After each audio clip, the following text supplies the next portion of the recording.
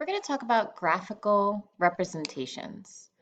So the types of graphs that we're going to look at are separated into two categories, and numerical. So categorical means that your results are a certain category. Like for example, distribution of sour candies, right? We see three different ways to show how many of the candies in the bag are orange, how many are red, how many are yellow, how many are blue, how many are green, right? So we're counting the number of candies in the bag. So we're looking like in the circle graph, you can see 25% of the candies were orange, right? 33.3333% of the candies were yellow. Circle graphs are very good when you're comparing each category to each other and each category to the whole. Graph here is a bar graph, and bar graphs are really great for comparing a category to another category, but not so great when you're comparing it to the whole. That's what we want to use the circle graph for. And then the line plot that you see is the third one, and that's really very similar to the bar graph, right? It's great when we want to compare a category to another category, but not so great when we want to compare a category to the whole. So those are our three types of graphs that we can use to show categorical data.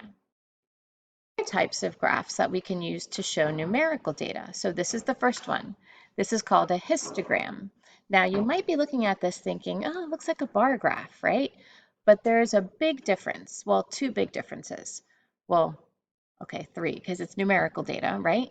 The second big difference is each one of these bars is a range of values. So if we look at this first bar, that's 0 to 9, right? 0 to 9, and then we see that the bar goes up to 6. That means that there are 6 people in this class, in Mr. Alfonso's class, who own between 0 and 9 sneakers, right? Then if we look at the next category, 10 to 19 goes up to 4. So there are 4 students in the class that own between 10 and 19. Histograms are very good to show large amounts of data. The drawback is you can't see each individual number. You don't know you know how many students have between 10 and 19, but you don't know the specifics. Like you don't know that maybe one of them was 12, or maybe there were 3 16s, right? That part we don't know from looking at a histogram.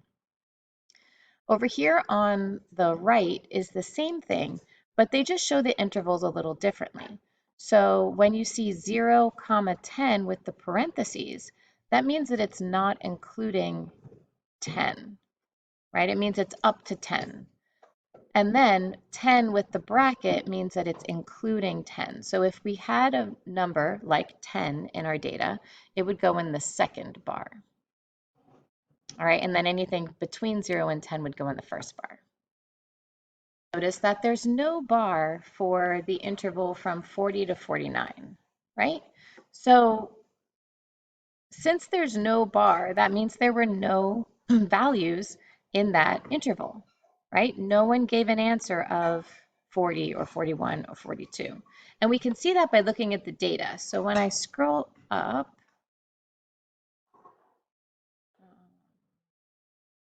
let's go back. So here's the data, right? So our numbers go from 4 to 51, and you'll notice there's nothing in the 40s, right? So when this histogram was created, we had to make a determination of what numbers we had to show on that x-axis. And we know that we had to go from 40 to 51. So then your next job is to figure out how big you want the interval to be. It says here, you can read it, but it says that an interval of size 10 would be good, and that's because we're going from 0 to 51. If you wanted to, you could do intervals of 5, right? That would mean you would go from 0 to 4 and 5 to 9 and 10 to 14, right? Just smaller intervals. But then that would create a lot of bars, right? You would have twice as many bars. And when you have that many different intervals, it makes it harder to get information and interpret the graph. So it's better to use larger intervals so that you have less bars overall in your histogram. The second type the second type of graph we can use to show numerical data is a line plot. Now, if you were paying attention, you might be thinking, hey, we already looked at line plot. I thought line plot was categorical. Double duty, this one. Line plot can be used to show categorical data or numerical data. So the benefit is that, I'm going to click on step 2 so you can see all of the numbers are plotted, right? So if I go back to step 1 and I go back to my data set, let me go to my data set. Right, here's our data set. So you can see that we have a 4, a 6, we have 2 10s, we have 2 5s. So on those numbers, I should see 2 dots. And sure enough, there it is, right? So we see 1 dot above the 4, 2 dots above the 5, 1 dot above the 6. I'm going to skip over. We have 2 dots above the 10, right? So we're just plotting every single point in the data set. This has the benefit of being able to see every single value. The drawback is you don't want to do this if you have like 100 values to graph or 1,000 or 2,000. So for large sets, this is not the best way to go. But for smaller data sets, it's nice because you can see every individual value. All right, the third type of graph that we're going to use when we're graphing numerical data is a stem and leaf plot. And once you learn how to read the stem and leaf plot, it's really pretty easy. So the numbers on the left, these numbers here are the stem, and these are the leaves. And you're going to take one number from each column, right? And that's how you're going to create your values. So for example, I'm going to use the 0 from this column. 0 from this column and the 4 from this column, put them together, and that's 0, 4, which is the number 4, right? Then we've got 0 and 5, and that's the number 5, and 0 and 5, and that's another 5, and then we can continue in that same way, right? Then we go to the second row. We've got a 1 and a 0, so put those together, that makes 10. We've got a 1 and another 0, so we've got another 10.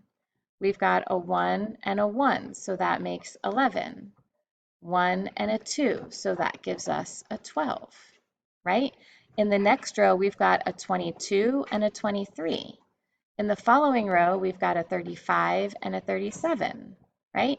Then there's nothing here. Remember, this is the same data set. We have nothing in the 40s, so that's why there's nothing there. And then we've got a 5 and a 1, which makes 51. So stem and leaf plots, great again for the same reason line plots are great. You can see every individual data point, but not great for large data sets. So the last type that we're going to look at is a box plot. And to save us some time, I took the values that we were given and I wrote them in order, right? That part's easy. It's a little time consuming, so I just got that out of the way. All right, so now down here, you can see that the first step is to make a number line. And when we make this number line, we include all of our values, right? We go a little past 4 on the left end and a little past 51 on the right end. So this number line goes from 0 to 55. Then counting by, you don't want to count by ones, that would be too time consuming. Tens would be like a really large interval that would be hard to like plot all these numbers that we're going to get. So counting by fives is reasonable for this box plot. So what you're doing when you're creating a box plot is you're finding 5 values. Basically, you're finding the smallest, the largest, the middle, and then you're finding the middle of the lower half and the middle of the upper half, right? So those are the 5 numbers that you're finding. So let's start by finding the middle. To find the middle, I'm just going to check off each one beginning and end until I find the middle number. So I've got this one, first, last, first, last, first, last, first, last, first, last, first, last. So this is my middle. So my middle number is 10.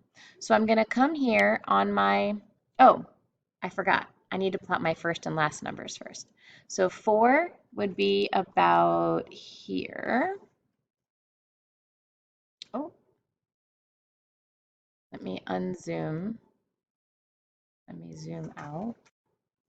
Okay, so 4 would be about here, and then 51 would be about here, right? And I'm going to connect those with a line. All right, so here's my 4 and here's my 51. That's my lowest and my highest values. So now 10 is my middle. So I'm going to find 10 and I'm going to draw a vertical line. Should be right above the 10. I know that's a little bit over, but let's just pretend that it's right above the 10. Now I'm going to do the same thing, but with the lower half of the data. I'm going to find the middle. Change my color here. So I've got first and last, first and last, first and last. So this is my middle. So I'm going to come down to where I think 6 would be, and I'm going to draw another line. And then I'm going to do the same thing with the upper half. I'm going to find the middle. So first and last, first and last, first and last. 23 is my middle of the upper half. So I think that would be about here. Keep zooming out, you guys, sorry. All right, so 23 would be about here, right? And then that's pretty much it. To finish up my box plot, all I have to do is connect the top and the bottom. And that's my box plot. Now, what's helpful about box plots is we can see where like the lower fourth of the numbers are, where the middle half of the numbers are, and where the upper fourth of the numbers are, right? Because if you look, each part is divided into an equal amount of numbers, right? I've got 3 numbers down here in the lower quartile. I've got 3 numbers in the second quartile, 3 numbers in the third quartile, 3 numbers in the upper quartile. Quartile is just a quarter, right? These numbers are like my dividers, my dividing lines. If you count to the middle and you get 2 numbers in the middle, then you have to take an average of those 2 numbers. And then one number would be in one half and the other number would be in the other half. Okay, and remember, an average is just adding and dividing by 2. So if I had a question that said 75% of my values are greater than, well, think about that. Each one of these represents 25%, right? So this is 25%, this is 25%, 25%. So altogether, 75% of my values are all greater than 6, right? Or I could make a statement something like 50% of my values are between 6 and 23, right? Because this represents 50% of my values. So box plots are really good information about each quartile or each quarter of the data set. Finally, this key points chart that's on the last page of the lesson is really helpful because it tells you what type of data you can show, right? So circle graph, bar graph, line plot, those are all categorical. And then line plot, histogram, stem and leaf, box plot are all numerical. It also shows you the advantages to using each one and the disadvantages. All right, so this table is on the last page of the lesson. put all of this to some good use. We have three different situations. A doctor was interested in the heights of all 14-year-olds in the state of Texas, and he gathered data from a random sample of 1,000 pediatricians. So remember, what's good for large values? And it's numerical, right? So if it's numerical, that means we're not going to be looking at circle graphs and we're not going to be looking at bar graphs, right? Those are for categorical data. Then dot plot and stem and leaf plot are for small amounts of data, right? So we don't want to use a dot plot or a stem and leaf plot either. So that leaves us with either histogram or box plot, and that would be good for either one, right? So let's look at the second one. The situation is the number of hours slept by night by 14-year-olds in the state of Texas, and she got data from a random sample of 10 local youth groups. So this is not as much data, right? We still don't want to use a circle graph or a bar graph because this is still numerical, but we could use a dot plot or a stem and leaf plot here. We could also use a histogram or a box plot, right? Because it's a small amount, I would probably go with either a dot plot or a stem and leaf plot. And then the last one is another large value, right? 2,000 pediatricians. And let me see. Yes, and same thing, we want an appropriate graphical representation for the data. So just like the first situation, the way to go would be either a histogram or a box plot because that is a lot of information. All right, so here, there's a keyword in this problem. She calculated data on different variables, but she says that she constructed a bar graph. So remember, a bar graph means that it's categorical data, right? Which means that the data that she collected to create this bar graph was not numerical. There's only one answer choice here that is not numerical. You see it? Yes, flavor of potato chips. We've got three situations and we want to choose the best graphical representation. So the grams of fiber from 1,000 different breakfast cereals, that's a large number. And we're talking numerical data. So for large number sets and numerical data, that's either going to be a histogram or a box plot. If you remember box and whisker plot, this is the same thing. They just don't use the whisker part anymore. All right, the number of carbohydrates from 10 different tortilla sandwich wraps. So since this is a small amount, we could use a stem and leaf. I'll just write that to abbreviate, stem and leaf, or we could use a line plot. And then the last one, 100 different gummy vitamins sold in the world. So we're looking at the number of milligrams of vitamin C. That is, again, a large amount, right? 100. You don't want to write out 100 numbers. So again, same as the first one, either histogram or box plot. All right, for this question, we are just asked to see which one has the correct representation, right? So if I look at these numbers, I can look to see which one matches, the box and the stem and leaf plot correctly. So 17, right? Let's look at how many 17s there are. I see 1, 2, 3, 4 17s. So that means that I should see a 1, right? And then the line, and then I should see 4 7s on the other side. So that means not, hold on, that would be not this one, right? That only has 1 7. Same thing here, that only has 1 7. So it's narrowed down to either the first one or the last one. Now I'm looking to see what the differences are, and I see one huge difference, that the first one starts with row 0, and it has the values 0 and 3 as the first two numbers, right? Remember, we take one from here and one from here, so 0, 0 would be 0, and then 0, 3 would be 3.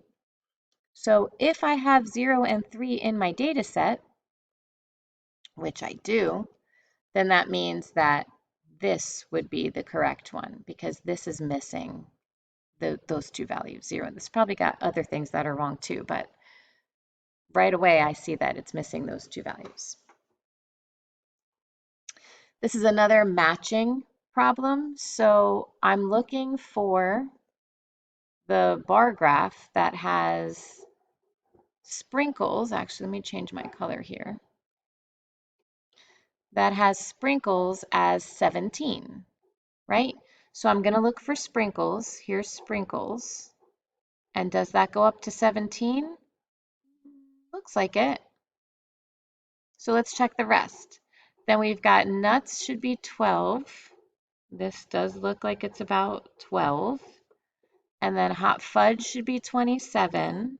This looks like it's at about 27. And chocolate chips should be 44. Yep, we're good. So it's this one.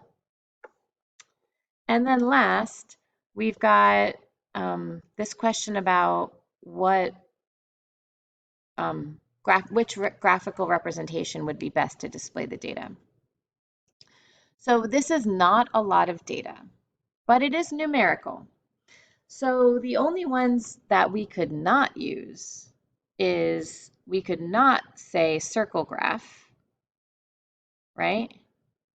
And we could not say bar graph. Those are the only two that we definitely could not use here, right? Circle graph or bar graph. We could use a stem and leaf plot. We could use a box plot, we could use a line plot, or we could use a histogram. Because, I mean, there are a lot of numbers here, but it's not so many that it would be overwhelming. So you could choose any one you like, and then make sure that in part B you include a title, right? Include how you would label the axes. And that would be, because regardless, even if you do a line plot or, well, if you do a stem and leaf plot, you don't have an axis, right? But if you do a line plot, you have that axis down on the bottom with the numbers where you're going to put the dots above the numbers for how many times they, if they repeat. If you do a histogram, you're going to need to say what your y-axis is going to be measuring, what numbers you're going to put along the bottom, and what intervals you're going to use. If you decide to use a box plot, you would just say that you're going to use a number line that goes from this to this, and you're going to count by fives like we looked at, or count by tens, however, whatever you think is appropriate. And then the last one would be, which one didn't I say? I said histogram, I said box plot, I said line plot, and then I didn't say, oh, and stem and leaf plot, yeah. So make sure that whichever one you pick, you put the title. If you have axes or an axis, say what you would write on it. Possibly the scale, like you would go from this number to this number and you would go in intervals of 5 or 10, and then explain how you would graph the data. Probably the easiest one, you guys, would be a stem and leaf plot. Just throwing that out there. All right, and then you would just explain that you put the tens value on the left side and you put the ones value on the right side in order. Okay, as always, if you have questions, let me know.